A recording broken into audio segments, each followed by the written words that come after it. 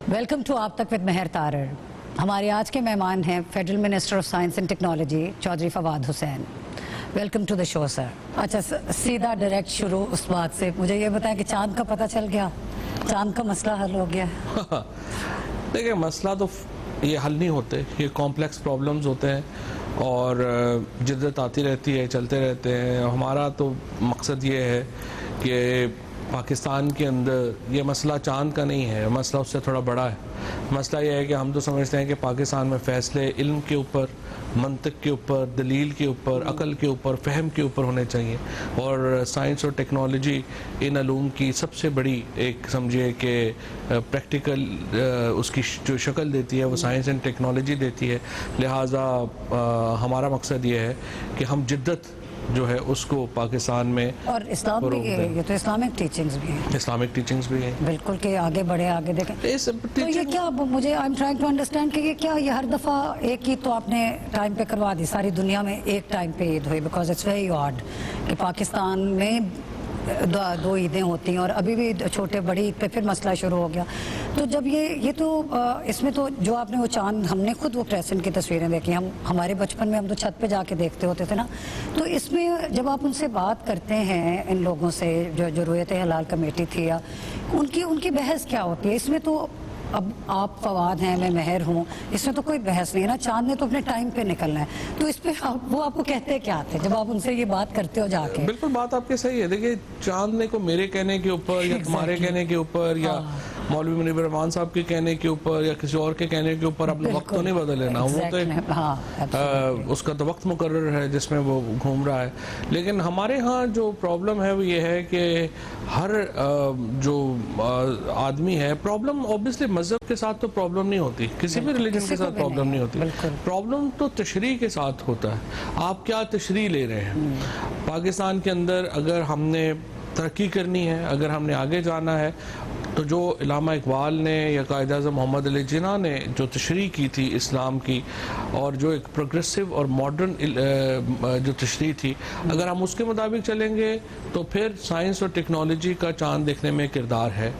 अगर आप कहेंगे कि हमने वो तशरीह नहीं लेनी है और हमने कंजर्वेटिव तशरीह लेनी है, तो फिर जाहिर है कि मामलात मुख्तलिफ। क्योंकि काफ़ी इंटरेस्टिंग है कि आपके ट्विटर अकाउंट पे आपकी पिन ट्वीट जो है वो गूगल ऐप जो आप लोगों ने बनाई है कि ये तो एक, आपने कहा कि पता नहीं कितने साल आगे का भी आप चांद का पता कर सकते हो कि किस दिन के, इसमें देखने में भी कोई प्रॉब्लम नहीं ना। देखें, अगर आपके फ़ोन, अगर आपका एंड्रॉयड फ़ोन है, आप उसके ऊपर रोयत ऐप डाउनलोड करें और आप देख लें चांद कहाँ पे है, कैसे है। किस तो कल आई थिंक कल खबर आई है कि 19 साल के बाद मुफ्ती साहब रिटायर हो गए।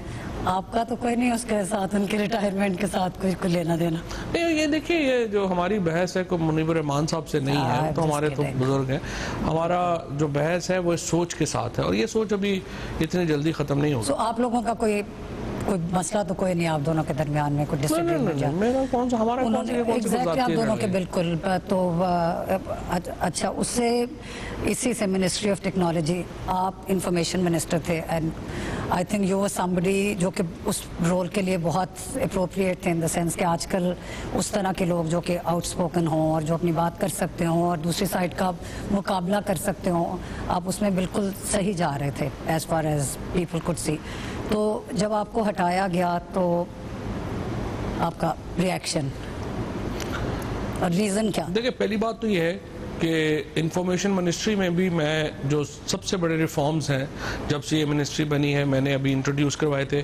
और अभी भी आप अगर 2 साल की जो परफॉर्मेंस है आप उठा के देखेंगी जो गवर्नमेंट ने जारी की है मुख्तलिफ मिनिस्ट्रीज़ की, तो आपको एहसास होगा कि वही रिफॉर्म्स जो मैंने किए थे अपने 8-9 महीने की वजारत में, उससे एक कदम भी आगे इंफॉर्मेशन मिनिस्ट्री नहीं बढ़ी। जैसे कि जैसे इंफॉर्मेशन कमीशन मैंने बनाया था। अच्छा। उसके बाद जो मैंने इस्लाहात मुतारफ़ कराई अपने ये इसके जो इश्तहारात देने के ज़मन में जो मैंने इस्लाहात मुतारफ़ करवाई, इसके अलावा जो हमने एडमिनिस्ट्रेटिव मैयज़ लिए, क्योंकि मेरा तो पूरा विजन इसके बारे में डिफरेंट था। वो ये था कि फॉर एग्जांपल एक तो हम इंफॉर्मेशन मिनिस्ट्री को समझा जाता है कि ये सिर्फ आपकी गवर्नमेंट की पोजीशन देगी, ये एक्चुअली रियासत की पोजीशन देती है।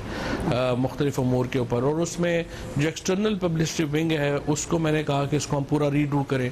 इसी तरीके से जो APP है हमारी एजेंसी, उसको मैंने कहा कि इसको हम डिजिटल न्यूज़ एजेंसी बनाएं, जैसे रॉयटर्स है, जैसे दुनिया की AFP है, दुनिया की दूसरी एजेंसीज हैं।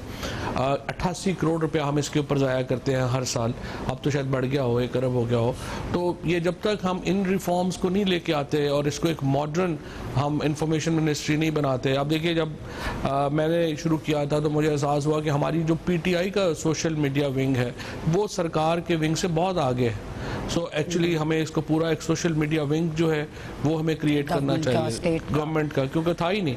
आप हिंदुस्तान का उठा के देखें कि उनकी जो गवर्नमेंट है वो कितनी ज़्यादा सोशल मीडिया पे, और बीजेपी एज अ पार्टी कितना आपने उनका नरेंद्र मोदी का जो पूरा ट्विटर अकाउंट है, जो एक एक चीज़ हो, जो इवन डिफरेंट लैंग्वेजेस में जैसे वो नहीं, तो फिर हुआ क्या?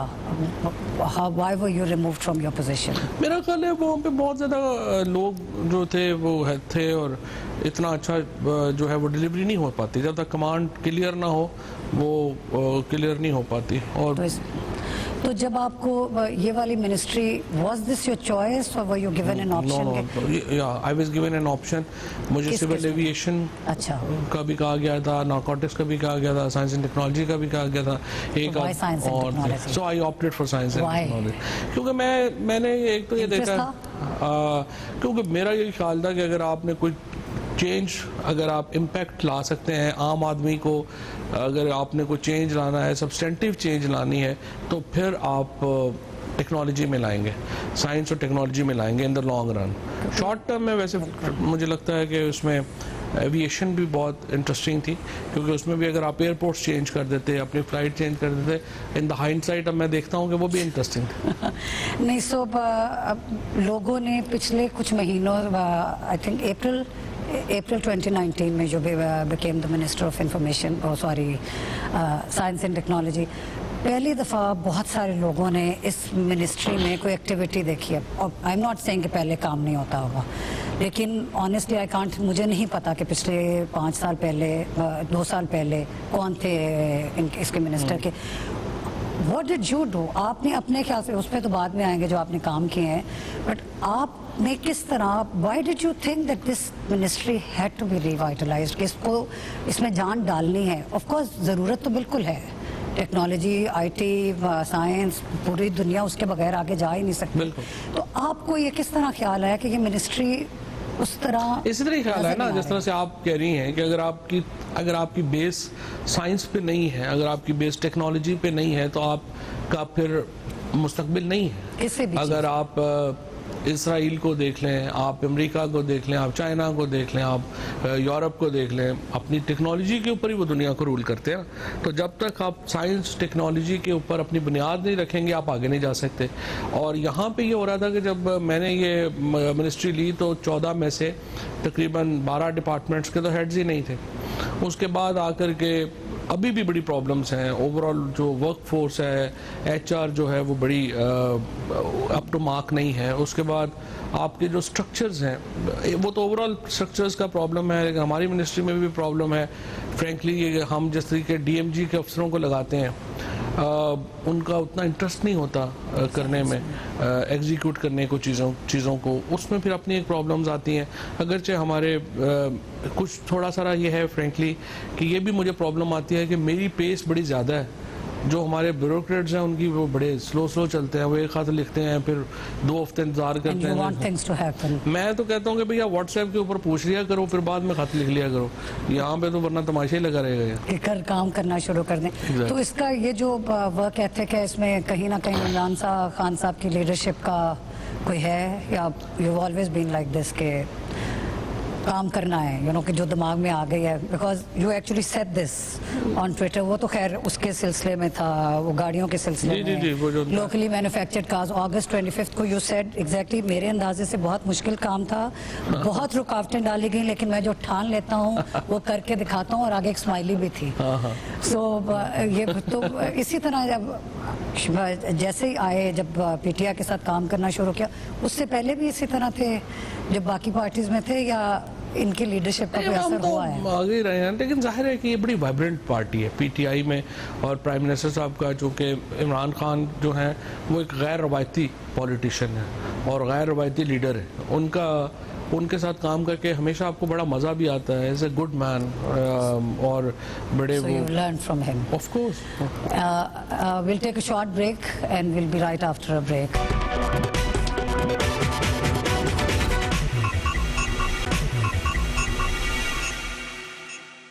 Welcome back to the show. Break पे जाने से पहले हम रुकावटों की बात कर रहे थे, वो तो will come to that later. मुझे you have done a lot of things, आपने पिछले जब से मिनिस्टर बने हैं साइंस एंड टेक्नोलॉजी के बहुत सारे काम किए हैं, उसके लिए पूरा आपको 2 घंटे का शो चाहिए, बट लेट्स जस्ट इस महीने का और मास्क और वेंटिलेटर्स वो बात कर लेते हैं। आई थिंक अप्रैल में यू मेड द अनाउंसमेंट कि हम नॉट जस्ट के सरप्लस हैं हमारे पास, क्योंकि हर वक्त मीडिया में आता था ये चीज़ खत्म हो गई, पीपीईज नहीं है, मास्क नहीं है, वेंटिलेटर्स तो बहुत बड़ा इशू था हर जगह पे। तो आपने उसी वक्त अनाउंस किया कि हमारे पास हर चीज़ ना सिर्फ सरप्लस में बल्कि हमने बनानी शुरू कर दी।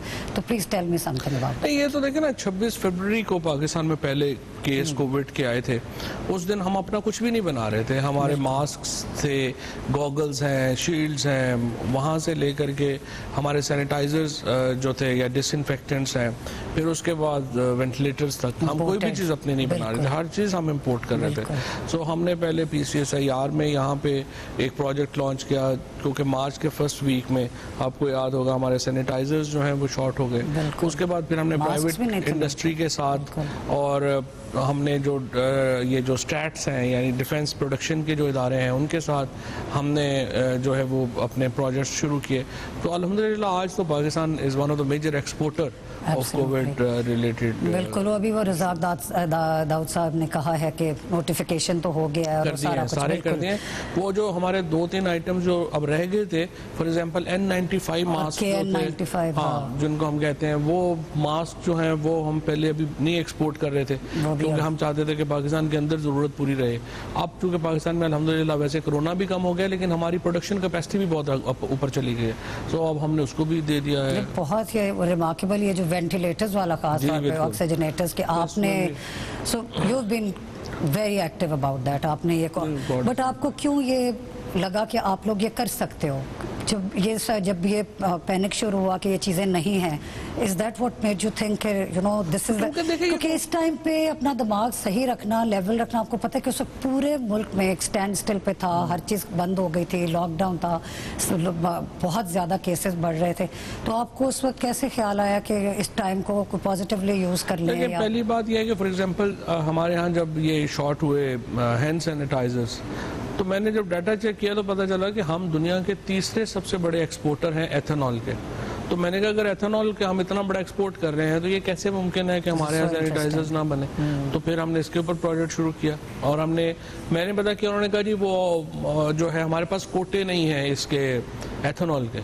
तो मैंने उनसे शुगर मिल एसोसिएशन से बात की कि आप हमें क्यों नहीं दे रहे और बाहर क्यों एक्सपोर्ट कर रहे हैं, और उन्होंने कहा जी हमें किसी ने कहा ही नहीं। सिस्टम में काफ़ी अजीबो-गरीब मसले हैं इस मुल्क में, जो कि आई होप कि आप लोग कर रहे हो।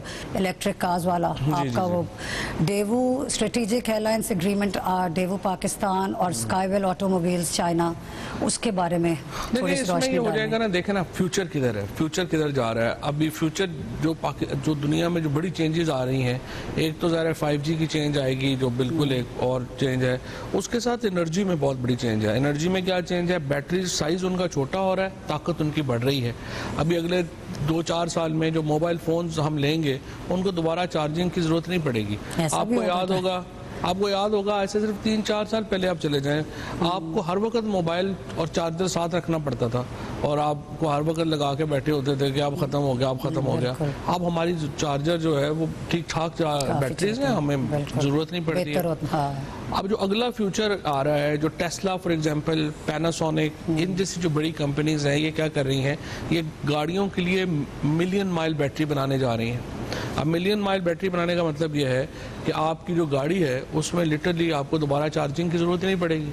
सो आप ये जो दुनिया है ये मूव होगी फ्रॉम पेट्रोल टू इलेक्ट्रिसिटी, और आपकी जो गाड़ियां हैं वो इलेक्ट्रिसिटी पे चलेंगी, क्योंकि इस वक्त जो अबाउट क्वार्टर ऑफ पोल्यूशन है, हम लाहौर में बैठे हैं, लाहौर में आपको पता है सर्दियां आ रही हैं और लोगों का दिल में अभी से बैठ रहे हैं कि आगे स्मोक होगी और नज़ला, ज़ुकाम, खांसी, बुरे हाल होंगे, क्योंकि ये हमारे यहाँ ट्रैफिक का जो 25% से ज़्यादा जो हमारी पोल्यूशन में हिस्सा है वो ट्रैफिक का है। सो आपने इसको जब शिफ्ट करना है इलेक्ट्रॉनिक के ऊपर, तो उसका आपको पोल्यूशन के ऊपर भी और environment but it's a long term thing. अभी आपने शुरू कर दिया कि ना ये तो 3 महीने के बाद सीरियसली स्टार्ट 3 महीने में 120 बसेस आ जाएंगी और उसके बाद सो हैप्पी टू हियर। मैं तो बात ही ये करने लगी थी कि पब्लिक ट्रांसपोर्टेशन का चेंज होना, दिस इज वंडरफुल, ये तो बहुत अच्छी बात है। और आप देखिएगा कि हम इंशाल्लाह इसको जो बेसिकली मैं तो जो प्रोजेक्ट्स करता हूँ वो करते ही 2-3 साल के 5 साल के हों। कौन जीता है तेरी जुल्फ के सर होने तक, तो जब तक जो है वो लंबी कहानी अब वैसी कोई नहीं रह गई। उसकी वजह ये है कि देखें, कोई एलान मस्क आ जाता है, कोई बिल गेट्स आ जाता है, कोई ज़करबर्ग आ जाता है, वो दुनिया ऊपर से नीचे कर देता है। तो you have to plan only for maximum 7 years. अब अगला ये 7 ईयर्स में होगा क्या? आप अगर एनर्जी सेक्टर लेंगी, बैटरीज छोटी हो जाएंगी, ताकत उनकी बढ़ जाएगी, हर घर जो है वो अपना ग्रिड स्टेशन अपना बना लिया करेगा, आपकी तारें, खंबे, ये चीज़ें जो हैं वो एलिमिनेट हो जाएंगी और आपका जो घर के अंदर ही आप बैटरी एक पावर हाउस बनाएंगे, उसके अंदर बैटरीज रखेंगे, वो आपका घर चलाएगा और वो जो बिजली बैटरीज में है वो सोलर से आ रही होगी। क्योंकि अब हमारा असल जो अगला बड़ी हमारा आप समझिए कि जो मैं समझता हूँ कि अगले 1.5 साल में पाकिस्तान में हमारे लिए the best thing that can happen to Pakistan will be कि हम अपने सोलर पैनल मैन्युफैक्चरिंग शुरू यहाँ पे करें। अच्छी बात हो। अगर हम सोलर पैनल मैन्युफैक्चरिंग अपनी शुरू करेंगे तो फिर क्या होगा, हम अपनी मुफ्त बिजली बना रहे होंगे, उस बिजली को हम बैटरीज में, लिथियम आयन बैटरीज में स्टोर कर रहे होंगे और इस्तेमाल कर रहे होंगे। Sorry this sounds too good to be true. इंशाल्लाह ये हो जाएगा कि ये सारा कुछ बिकॉज सो हमारा वो इंफ्रास्ट्रक्चर या वो फाइनेंशियल जो हमें उसके लिए सारा कुछ चाहिए, वो everything has been obviously taken into consideration. मैं तो दोनों को, नदीम बाबर को और उमर को यही कहता हूँ कि you have to keep up. Nadeem obviously knows a lot more than me and Umar and anyone else in Pakistan.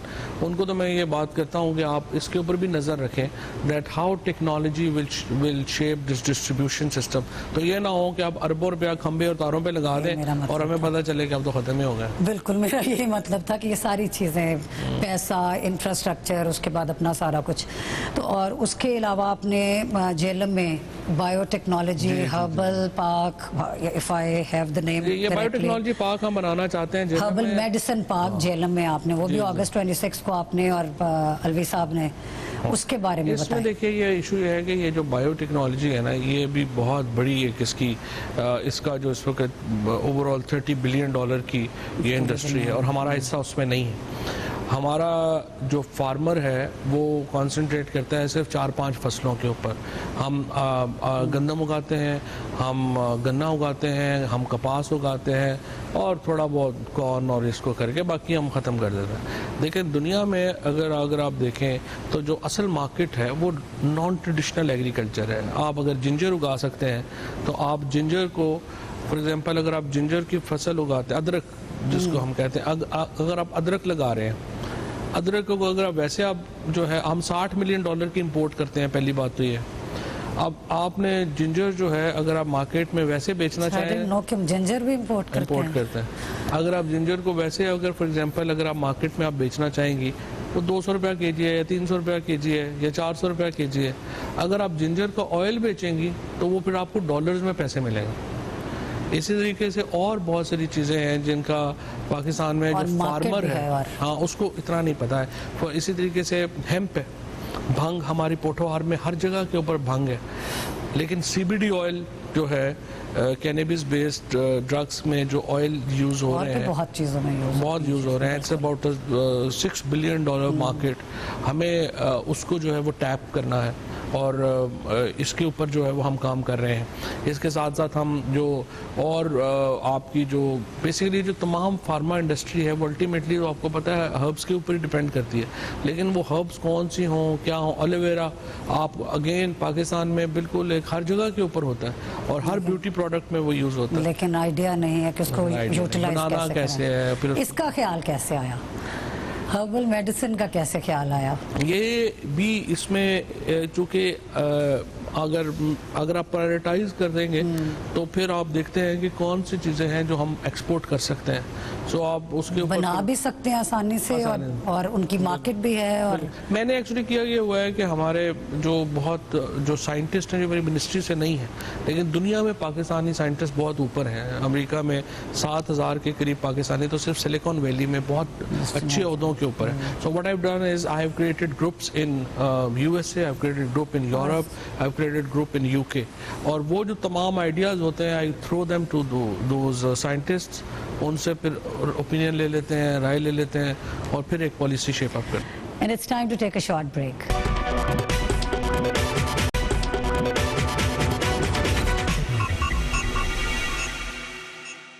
Welcome back to the show. जी फवाद साहब, ये कैसे I'm very fascinated, lawyer और फिर politician और फिर information minister, because I'm just thinking कि आप TV पे आते हो and I don't think you ever get a chance to talk about these things जो आप काम करते हो, और ना लोगों ने ये सुनी। हर टॉक शो में आपसे ये पूछा जाता है कि अच्छा गवर्नमेंट क्या एनआरओ किसको दिया जा रहा है, नवाज शरीफ का। I am going to ask you about those things, लेकिन मैं तो बहुत आई एम सो हैप्पी कि ये सारी चीज़ें हो रही हैं यहाँ पे। और कोई ऐसी चीज़ जो आप लोग आजकल, हाँ एक और चीज़ आपने कहा था कि 61 आइटम्स इंक्रीज किए हैं PSQCA में। वो तो स्टैंडर्ड्स है ना। देखो ना, इशू ये है कि पाकिस्तान में हमारा क्या होगा, पाकिस्तान में हमारा प्रॉब्लम क्या है। प्रॉब्लम हमारा ये है कि हम बहुत सारी चीजें बनाते हैं लेकिन हम एक्सपोर्ट नहीं कर पाते। क्यों नहीं कर पाते? हमारे स्टैंडर्ड्स नहीं। क्वालिटी, जब तक आप क्वालिटी प्रोड्यूस नहीं करेंगे, और क्वालिटी क्या है, आपका जो पासपोर्ट है एक्सपोर्ट्स का, वो आपकी सर्टिफिकेशन है। आप सर्टिफिकेशंस कर सकेंगे, आपकी एक्सपोर्ट बढ़ेगी। और दूसरा, इंपोर्ट में पाकिस्तान जो है वो एक जंकयार्ड बन गया है इलेक्ट्रॉनिक्स। ये मैंने, हाँ। आप देखें, आप अपने घर में, आप अभी अमेरिका जाती हैं, लंदन जाती हैं, आपको पता है ये स्विच है, ये वहाँ पे लगना है, तो आप स्विच ले। हमारे इस कमरे में और स्विच लगा होगा, दूसरे में तीसरा लगा होगा, उसमें तो आपको एक स्टैंडर्ड है, कोई यूनिफॉर्म। तो अब हमने इसको स्टैंडर्डाइज कर दिया। हमने कहा कि बस ये स्टैंडर्ड इंपोर्ट होगा, इसके अलावा इंपोर्ट नहीं होगा। इसके अलावा मैन्युफैक्चरिंग में हमने कह दिया ये मैन्युफैक्चर होगा, इसके अलावा मैन्युफैक्चर जो है वो नहीं होगा। वो बिकॉज इट मेक सेंस। अगर फॉर इंस्टेंस आप गल्फ के कंट्रीज में जब आप उनके इलेक्ट्रॉनिक्स खरीदते हो, सबके वो 3 पिन वाले जो कि पाकिस्तान में आने शुरू हो गए, उसके बाद अमेरिका में जाते हैं और एक पर्टिकुलर पावर यूज करते हैं। आपको पता होता है कि इस मुल्क में आपने ये कहा है कि ये जंकयार्ड जो बना हुआ है या सारा कुछ लोकली मैन्युफैक्चर्ड कार्स के बारे में भी आप लोग कुछ कर रहे हैं। ये पहली तो इलेक्ट्रॉनिक्स इंशाल्लाह मुझे लगता है कि 1 साल में हम पूरा इसको पूरी तरह इंप्लीमेंट कर लेंगे, and we will get rid of सब स्टैंडर्ड है, एक टाइप की चीजें, एक टाइप के होंगे। और भी इसमें प्रॉब्लम है। फॉर एग्जांपल, अगर आप बल्ब ले रहे हैं, LCD ले रहे हैं, उसके ऊपर लिखा हुआ है कि 80 वॉट्स की है, तो अगर आप जब बिल देखेंगे तो आपको पता चलेगा वो 120 वॉट्स की है। सो आप उसको किस तरह से जो है वो आप उसको बनाएंगे, करेंगे। तीसरा, फिर इसमें जो है वो गाड़ियों के स्टैंडर्ड, जिस तरह गाड़ियों में देखें, उसमें भी हमें बड़ी रेजिस्टेंस आ रही है और आती है कि पाकिस्तान के अंदर जो गाड़ियां हैं उनकी क्वालिटी अच्छी नहीं है। अब हम उसके, ये तो हम सारे एग्री करते हैं, और उसको हमें बेहतर करना है। हमें अपनी जो इंडस्ट्री है उसको बाय लॉ ये we have to ensure that they use quality products. अभी गाड़ियां आती हैं, उनके एयरबैग्स नहीं खुलते और ब्रेक्स नहीं लगते, कागज की लगता, कागज की बनी हुई है जो वेरी एक्सपेंसिव कार्स। क्या आप लोग सारा इन जो लोकली मैन्युफैक्चर्ड चीजें हैं उनके ऊपर आप लोग काम कर रहे हैं पूरा का पूरा, और उनका सारा उनका स्टैंडर्ड। इसके साथ और जो इम्पोर्टेंट काम जो मेरे ख्याल में बड़ा इम्पोर्टेंट है, वो ये है कि हम हमारे यहाँ ना गवर्नमेंट स्कूल्स के स्टैंडर्ड्स बड़े नीचे आ गए, और लोग जहाँ पे गवर्नमेंट स्कूल्स में बच्चे दाखिल भी नहीं कराते, उनको लगता है कि पता नहीं ये अगर हमने बच्चों को उसमें दाखिल कराएंगे पढ़ाई नहीं होती, and you know people look down upon government schools. तो पाकिस्तान के लिए बड़ा इंपॉर्टेंट है कि हम गवर्नमेंट स्कूल्स के स्टैंडर्ड्स को ऊपर करें।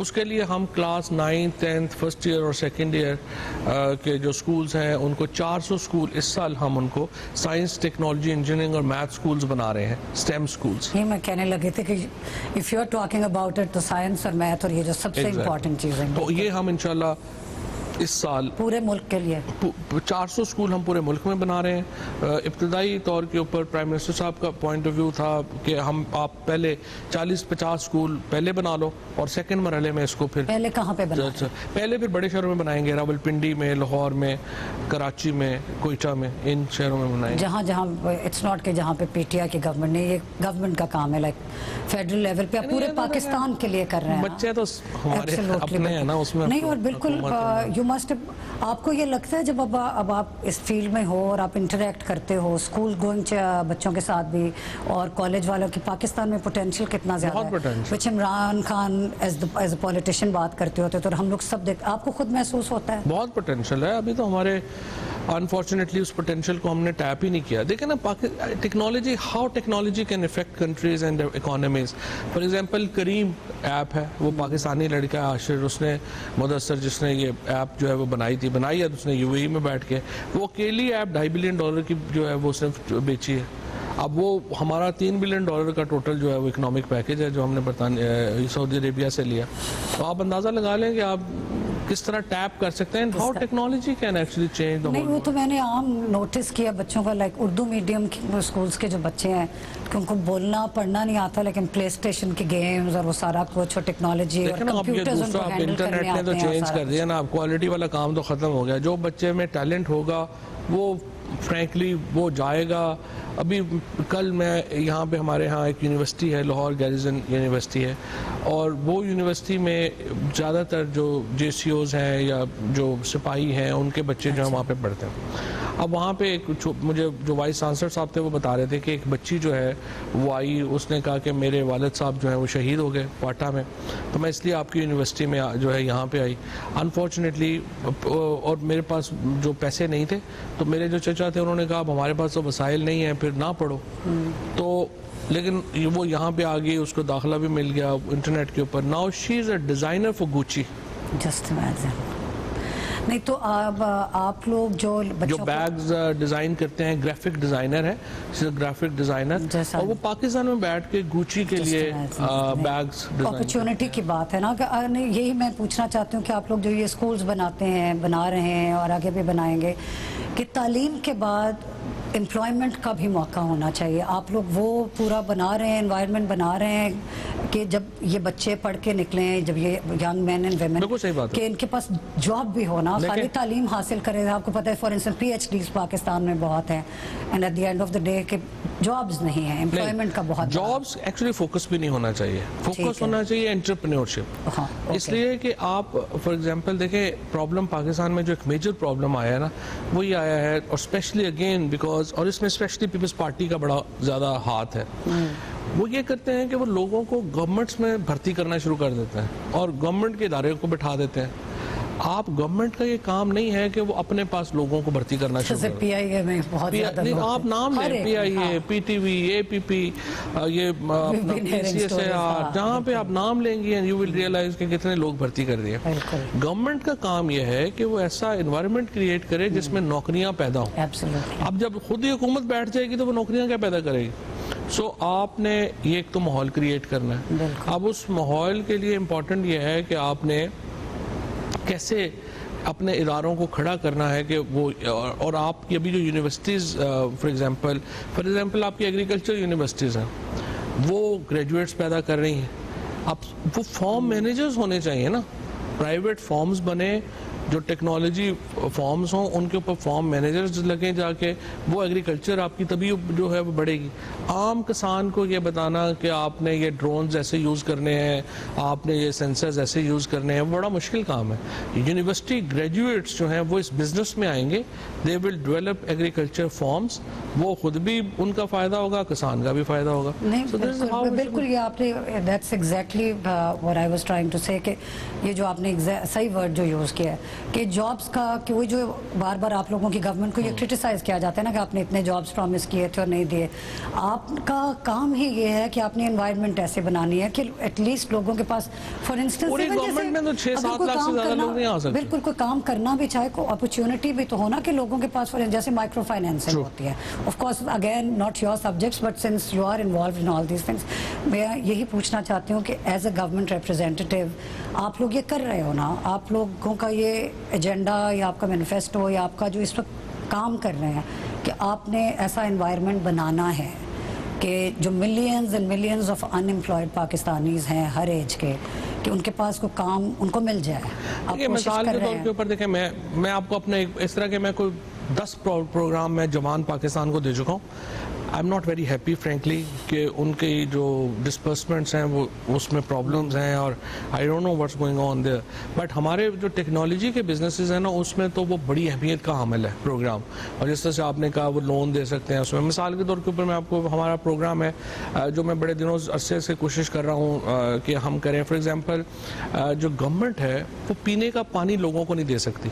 300 अरब रुपया शहबाज शरीफ साहब ने ज़ाया किया, इस अब 200 अरब रुपया पंजाब गवर्नमेंट ने फिर रखा हुआ है, सिंध गवर्नमेंट ने इसके ऊपर अरबों रुपए रख दिए हैं, बलोचिस्तान ने, केपी में, लेकिन वो पैसा ज़ाया होता है, पीने का पानी नहीं मिलता। और आप बॉटल्ड वाटर, जो अपर क्लास है वो बॉटल्ड वाटर ले लेती है और उससे भी अमीर जो है वो तो इम्पोर्टेड वाटर ले लेती है। अब प्रॉब्लम क्या आती है, आपका जो 60-65% हेल्थ बजट है वो वाटर रिलेटेड डिजीज़ में जाता है। सो मतलब यह है कि आपने अपने पानी की क्वालिटी, पीने के पानी को बेहतर करना है। अब उसके लिए हमने क्या किया है, हमारा इदारा है Pakistan council for research and water resources. हमारे पास पूरे पाकिस्तान की हर यूनियन काउंसिल के पानी का डाटा है। अब हम ये कह रहे हैं कि हम ये पानी का डाटा शेयर करेंगे वाटर फिल्ट्रेशन बनाने वालों के साथ, वो हर इलाके के मुताबिक वाटर फिल्ट्रेशन प्लांट बनाएं। हम वहाँ पे औरतों को, माजूर लोगों को, नौजवानों को, जवान पाकिस्तान कर्जा दे, वो वाटर फिल्ट्रेशन प्लांट अपने पास लगा लें और वो पानी अपना लोकल बेच लें। हम उनकी पानी की क्वालिटी को रेगुलेट करेंगे, हम मशीन को रेगुलेट करेंगे। वो लोग जो है वो बजाय इसके कि वो 50 रुपए का लीटर पानी लें, उनको 5 रुपए लीटर भी जो है वो बड़ा प्रॉफिट देगा। क्योंकि पानी बहुत बड़ा इशू ये नहीं है कि हम लोग, आप लोग जो लो इनकम तबके के लोग हैं, मैंने नोटिस किया कि वो साफ पानी पीना चाहते हैं। Obviously. उनको फिल्टर्ड पानी किसी जगह से नजर आ जाए, लोगों ने घरों के बाहर जो टैंक्स लगाए, वो टैंकियाँ, वो कूलर्स लगाए होते हैं, मैं हमेशा देखती हूँ लोग उनके अपनी बॉटल्स भर रहे होते हैं, सारा कुछ। तो आप लोगों, ये मैंने उनसे भी सुना था, गवर्नर सरवर वो भी फिल्ट्रेशन प्लांट्स की बात कर रहे थे। वो कहते हैं कि पिछली गवर्नमेंट में भी कि अगर फॉर इंस्टेंस अगर कोई एक चीज़ कुछ लाख में होनी होती थी तो वो उसको कोई करोड़ रुपए तक। लेकिन हम तो उसमें 1 रुपया भी लगाना नहीं चाहते गवर्नमेंट का। हम तो चाह रहे हैं कि लोग खुद लगा लें और अपना पानी बेच लें। And it's time for a short break.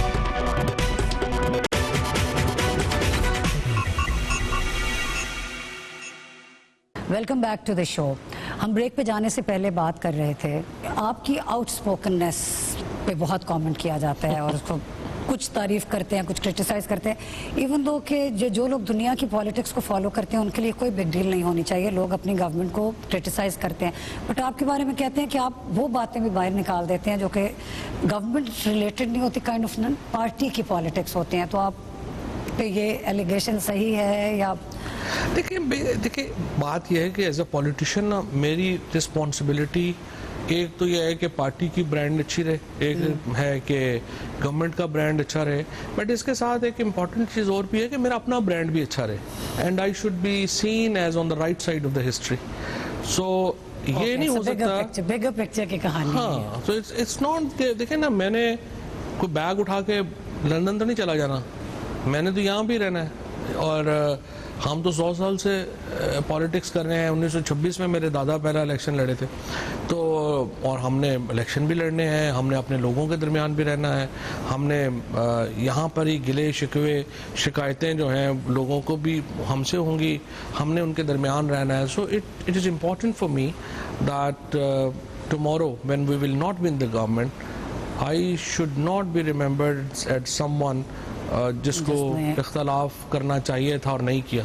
नहीं, उसके बारे में था ना वो जो वॉइस ऑफ अमेरिका वाला सुहेल वड़ाइच वाला के the prime minister was displeased with your comments, but मैंने पढ़ा था यू सेड कि मैं I am going to say whatever I think is right, you stuck to your stance के जो मैंने कहा है कि साहब फ्रैंकली काफी बात सुनते भी हैं and is very kind in this respect, वरना और ये पीटीआई नहीं हो सकता है। एब्सोल्युटली पीएमएलएन में पीपल्स पार्टी वगैरह में तो आप ये बात ही नहीं कर सकते, वो तो आपको बर्दाश्त नहीं करेंगे। अच्छा, इट्स वेरी इंटरेस्टिंग ये पीटीआई सोशल मीडिया और वो सारा हमारा उस पर भी क्रिटिसाइज होता है।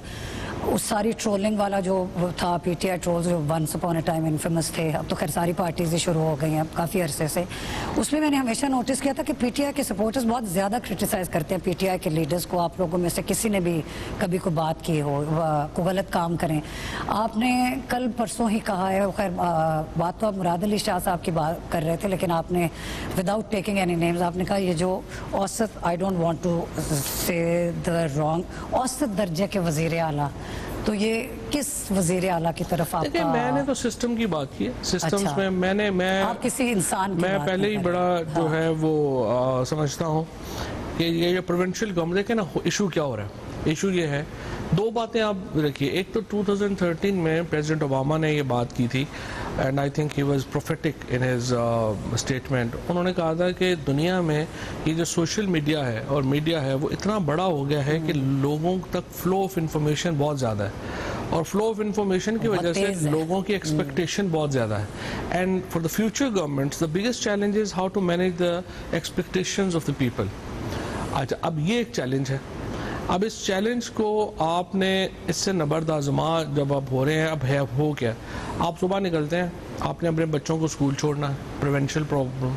आप जिस सड़क पे चल रहे हैं ख़राब है, प्रोवेंशियल इशू है। आपने जो ट्रैफिक लाइट है ख़राब है, प्रोवेंशियल इशू है। आपका हॉस्पिटल जाना है, डॉक्टर नहीं है, प्रोवेंशियल इशू है। आपने सिपाही को मिलना है, एसएचओ थाना सही नहीं आपसे बिहेव कर रहा, provincial issue. That was part of your tweet. Exactly. So अब आप मुझे बताइए कि ये जो सिस्टम है इसको हम चलाना चाह रहे हैं 1935 के एक्ट के तहत, ये नहीं चल सकता। Coming to that. और आप जब तक एक वाइब्रेंट लोकल गवर्नमेंट नहीं बनाए और आप अपने जो इख्तियारात हैं चीफ मिनिस्टर्स वो मेयर्स को नहीं देंगे, इससे चीफ मिनिस्टर्स के ऊपर भी दबाव रहेगा, वो एक्सपोज भी ज़्यादा होंगे। और इस वक्त जो वज़ीर आला की क्वालिटी है जाहिर है वो भी इतनी अच्छी नहीं है, मानना पड़ेगा। चारों की बात कर रहे हैं? चारों की बात कर लें, हाँ, इसमें कोई शुबा नहीं कि वो चारों अपनी अपनी, तो क्यों? बिकॉज उससे लोग ये क्रिटिसाइज करते हैं कि आप हर वक्त जो क्रिटिसाइज करते हैं, फॉर इंस्टेंस अगर आप पंजाब के चीफ मिनिस्टर को करते हैं तो do you want to become the chief minister of Punjab? नहीं, मैं तो मेंबर ही नहीं। हाँ, डिड यू एवर कि आप इसलिए क्रिटिसाइज करते, were you ever in the running? आपका था कभी कि आप तो शुरू में तो ऑब्वियसली मैं तो दोनों सीटें जीता था, नेशनल असेंबली भी, प्रोविंशियल असेंबली था। अच्छा, वुड यू, अगर given a chance, would you, what would you do differently अगर आप चीफ मिनिस्टर होते पंजाब के इस वक्त? अगर देखिए, हमने जो सबसे हाइपोथेटिकल थिंग्स, आप क्या करते हैं? जो सबसे बड़ी गलती पीटीआई ने की ना, और उसका बड़ा नुकसान हमें हुआ, वो ये हुआ कि हमने पहले साल ही लोकल गवर्नमेंट सिस्टम नहीं एस्टेब्लिश किया और प्रोविंशियल फाइनेंस कमीशन नहीं किया। अगर हम पहले साल हाँ लोकल गवर्नमेंट अपना करा देते और अपना जो प्रोविंशियल फाइनेंस कमीशन अवार्ड हमारा आ जाता, उससे क्या होता कि चीफ मिनिस्टर पे इतना बोझ ही ना आता।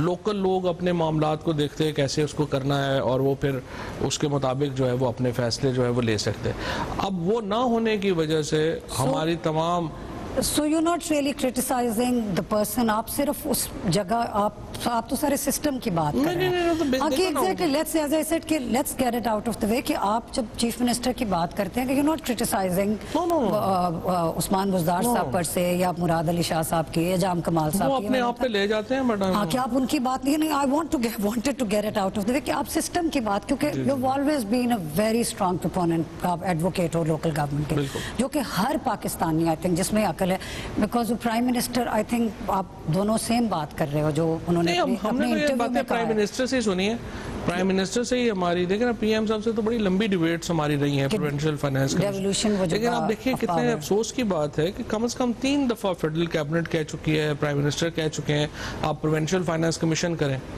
तो पंजाब तो नहीं कर रहा।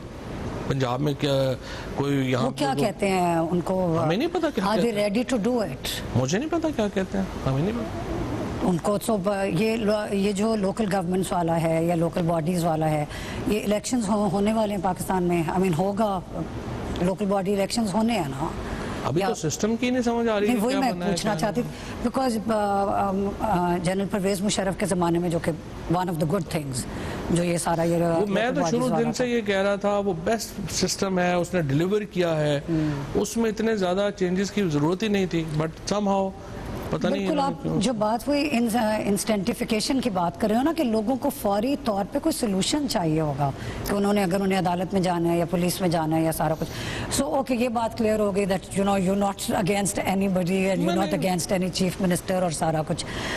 तो आई थिंक खैर वही limited time, I hope, I wish we had more time, but इंशाल्लाह वी विल टॉक अगेन। और अब वैसे तो मैंने अभी एनआरओ का भी पूछना था और नवाज शरीफ की, but I think you been asked that question in every show that you go to. So thank you so much for talking to me and see you next week on Aap Tak with Meher Tarar.